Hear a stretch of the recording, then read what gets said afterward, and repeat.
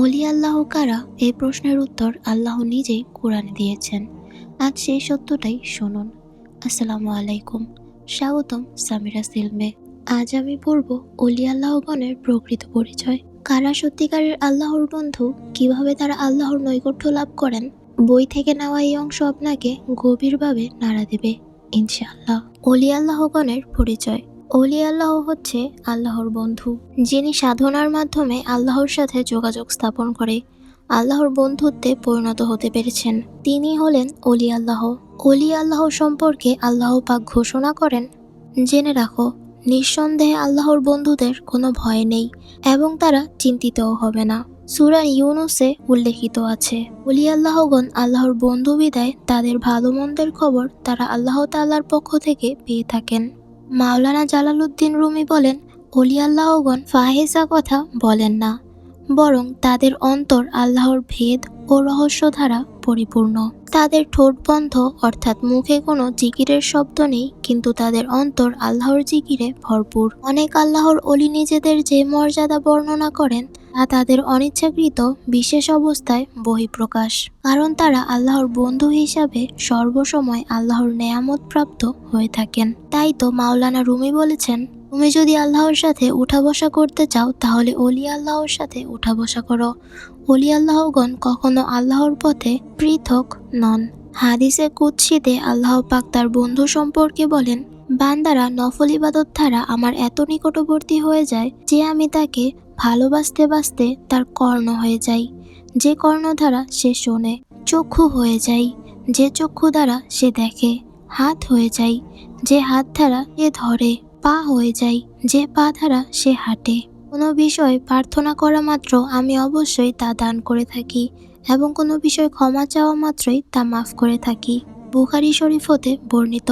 অলি আল্লাহদের ধারা আল্লাহ পাক হেদায়েতের ধারা অব্যাহত রেখেছেন এবং দেশ রক্ষণাবেক্ষণের কাজ করাচ্ছেন। অলি আল্লাহ প্রথমত 3 প্রকার। 1. মাজ্জুব। মাজ্জুব অলি আল্লাহগণ সর্বসময় আল্লাহর প্রেমে বিভোর থাকেন। 2. দেশরক্ষক। দেশরক্ষক অলি আল্লাহগণ দেশ রক্ষণাবেক্ষণের দায়িত্ব পালন করে থাকেন। প্রাকৃতিক কোনো বিপদ আসার পূর্বে আল্লাহর পক্ষ থেকে তারা সংকেত লাভ করে থাকেন। তাদেরকে সাধারণত কুতুব বলা হয়। তাদের মধ্যে যিনি সর্বাধিনায়ক তাকে কুতুবুল আখতাব বলা হয়। তিনি পৃথিবীতে একজনই থাকেন। তার অধীনে 2 জন গাউস থাকেন। তাদের অধীনে 4 জন আওতাদ থাকেন। তারা সৃষ্টি জগতের 4 কোণে অবস্থান করেন। তাদের অধীনে 7 জন আবদাল থাকেন। তাদের অধীনে 70 জন আখিয়ার থাকেন। তাদের অধীনে 300 জন নুজাবা নুকাবা। প্রত্যেক নুজাবা নুকাবার অধীনে অসংখ্য কুতুব বাস করেন। এক নজরে কুতুবুল আখতাব 1 জন, গাউস 2 জন, আওতাদ 4 জন, আবদাল 7 জন, আখিয়ার 70 জন, নুজাবা নুকাবা 300 জন। অসংখ্য কুতুব রয়েছে। 3. হাদি শ্রেণীর। হাদি শ্রেণীর অলি আল্লাহগণ হেদায়েতের কাজ করে থাকেন, তাই তাদেরকে কামেল পীর বলা হয়। হাদি শ্রেণীর অলি আল্লাহ 4 প্রকার। 1. সাধারণ অলি। 2. কামেল অলি। 3. মোকাম্মেল অলি। 4. মোজাদ্দেদে জামান। যিনি মোজাদ্দেদে জামান তিনি ওই যুগের অলিদের বাদশাহ। তার ফায়েজে সকল অলি আল্লাহগণ তাদের দায়িত্ব সম্পূর্ণ করে থাকেন। মূলত মোজাদ্দেদের কাজ হলো হযরত মুহাম্মদ সাল্লাল্লাহু আলাইহি সাল্লামের ধর্ম মুহাম্মদী ইসলামের অনুপ্রবেশ কুসংস্কার দূরীভূত করা। মোজাদ্দেদ, জামান ও কামেল মোকাম্মেল অলি আল্লাহগণ আল্লাহর পক্ষ থেকে তাওয়াজ্জুজ ইত্তেহাদি প্রাপ্ত হন। ওই তাওয়াজ্জুজ ইত্তেহাদি প্রয়োগ করলে তার মুরিদের মধ্যে 4 প্রকার অবস্থা হয়। 1. মাজ্জুব। 2. সালেক। 3. সালেকে মাজ্জুব। 4. মাজ্জুবে সালেক।